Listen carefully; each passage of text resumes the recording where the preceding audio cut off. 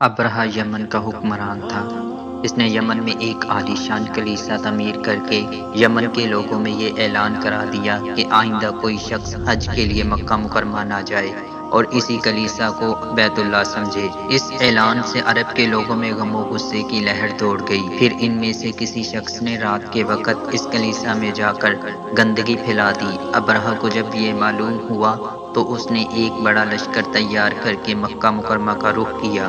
راستے میں عرب کے کئی قبیلوں نے اسے روکنے کی کوشش کی، لیکن ابرہہ کے لشکر کے ہاتھوں انہیں شکست ہوئی۔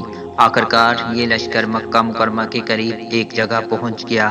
اگلی صبح جب اس نے بیت اللہ کی طرف بڑھنا چاہا تو اس کے ہاتھی نے آگے بڑھنے سے انکار کر دیا۔ اسی وقت اس کی طرف سے عجیب و غریب قسم کے پرندوں کا ایک گول آیا اور لشکر پر چھا گیا۔ ہر پرندے کی چونچ میں 3 کنکر تھے جو انہوں نے لشکر کے لوگوں پر برسانے شروع کر دیے۔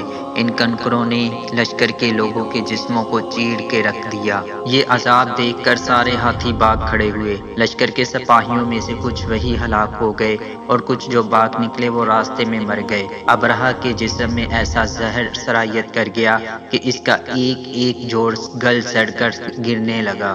اسی حالت میں اسے یمن لایا گیا۔ وہاں اس کے سارے بدن سے خون بہہ بہہ کر ختم ہو گیا۔ اس کی موت سب سے زیادہ عبرتناک ہوئی۔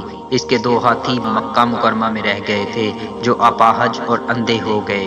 اس طرح اللہ پاک نے اپنے گھر کی حفاظت فرمائی اور طاقت پر غرور کرنے والوں کو سزا کا مزہ چکھایا۔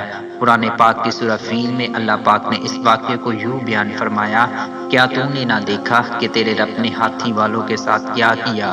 کیا ان کے مکر کو بیکار نہیں کر دیا اور ان پر پرندوں کے جھنڈ بھیج دیے جو انہیں مٹی اور پتھر کی کنکریاں مار رہے تھے، پس انہیں کھائے ہوئے بھوسے کی طرح کر دیا۔